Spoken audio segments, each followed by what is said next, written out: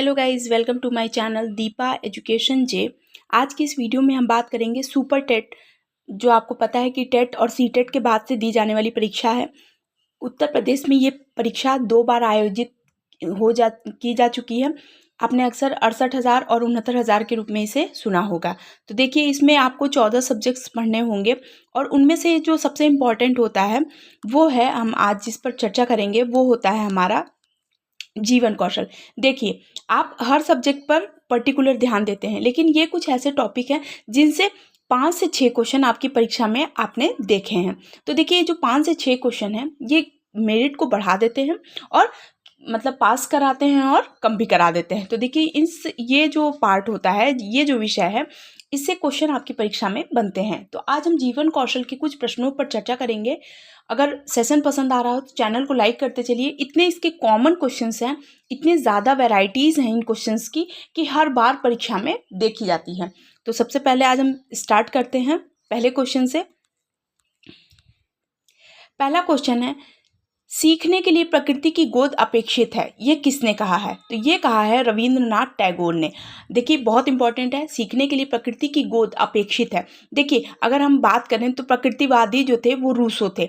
Option में अगर Rousseau दिया रहेगा तो आप बहुत से बच्चे होंगे रूसो टिक कर देंगे, पर वो गलत हो जाएगा, क्योंकि सीखने के लिए प्रकृति की गोद अपेक्षित है, ऐसा स्टेटमेंट दिया था रविंद्रनाथ टैगोर ने। अब हम बात करेंगे अपने राष्ट्रीय गीत की और राष्ट्रगान की। तो आप बताएंगे कि रविंद्रनाथ टैगोर द्वारा लिखा गया गीत कौन सा है या गान कौन सा है।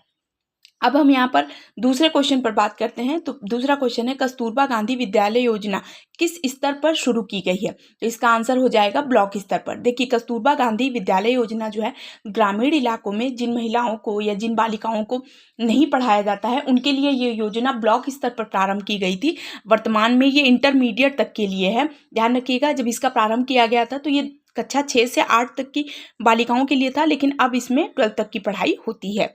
ठीक, अब आगे क्वेश्चन देखते हैं। एनसीएफ का फुल फॉर्म बताइए। देखिए, ये बहुत प्रचलित क्वेश्चन है। नेशनल करिकुलम फ्रेमवर्क, ये जो है एनसीएफ का फुल फॉर्म होगा नेशनल करिकुलम फ्रेमवर्क। ध्यान रखिएगा, नेशनल करिकुलम फ्रेमवर्क यानी राष्ट्रीय पाठचर्या की बात होती है। तो देखिए, जो हम अगर नेशनल करिकुलम फ्रेमवर्क की बात करें तो आप इतना जानते रहिए कि जो भी केंद्र सरकार और एनसीईआरटी के माध्यम से जो एक फ्रेमवर्क तैयार किया जाता है शिक्षा के लिए, वो जो होता है, ये फ्रेमवर्क कौन तैयार करता है? तो एनसीएफ का जो फ्रेमवर्क है वो एनसीईआरटी और केंद्र सरकार के माध्यम से तैयार किया जाता है। और ध्यान रखिएगा, ये बहुत ज़्यादा इंपॉर्टेंट होता है, क्योंकि स्वतंत्र भारत का ये कौन सा एनसीएफ है, और अभी आरटी जो है, राइट टू एजुकेशन की बात होती है। ये सब जीवन कौशल के बहुत ही महत्वपूर्ण क्वेश्चन हो जाते हैं। राज्य की सर्वोच्च सत्ता प्रभु सत्ता होती है, ये भी रिपीटेड क्वेश्चन है, आया है। राज्य की सर्वोच्च सत्ता कौन सी होती है? प्रभु सत्ता होती है। ठीक, दूसरा क्वेश्चन है, बौद्धकालीन शिक्षा यानी प्रारंभिक शिक्षा कितने वर्षों की थी? तो आप बताएंगे कि बौद्धकालीन प्रारंभिक शिक्षा की अगर बात करें तो 12 वर्षों की होती थी बौद्धकालीन शिक्षा। जो अब अगर आपसे प्रश्न पूछे कि बौद्धकालीन शिक्षा कब किस संस्कार के पश्चात प्रारंभ होती, तो आप बताएंगे पवज्जा संस्कार के पश्चात ये प्रारंभ होती थी। ध्यान रखिएगा, बहुत इंपॉर्टेंट क्वेश्चन हो जाता है।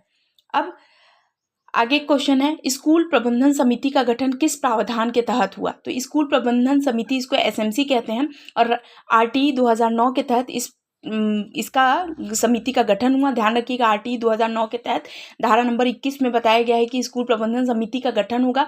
माने इस जो प्रत्येक विद्यालय में प्रबंधन समिति होगी, जिसमें अभिभावक की भी बहुत महत्वपूर्ण भूमिका होगी। अभिभावक भी, कुछ स्टूडेंट्स के अभिभावक भी उसके सदस्य होंगे। ध्यान रखिएगा। ECCE का पूर्ण रूप क्या है? तो early child care and education जो है, ECCE का फुल फॉर्म है। ध्यान रखिएगा, बहुत इंपॉर्टेंट है, क्वेश्चन आया हुआ है। आगे क्वेश्चन, स्कूल रेडीनेस प्रोग्राम के तहत कितने सप्ताह तक की शिक्षा दी जाती है? तो देखिए 6 से 8 सप्ताह के बीच स्कूल रेडीनेस प्रोग्राम, यानी जिन बच्चों का एक डायरेक्ट एडमिशन क्लास 1 से हुआ है, उनको पूर्व प्राथमिक शिक्षा नहीं मिली, यानी वो किसी प्ले स्कूल में नहीं गए हैं, वो न किसी किंडरगार्टन प्रणाली के तहत किसी शिक्षा को प्राप्त किए हैं, तो ऐसे बच्चों के लिए स्कूल रेडीनेस प्रोग्राम के तहत 6 से 8 सप्ताह का एक कोर्स होता है।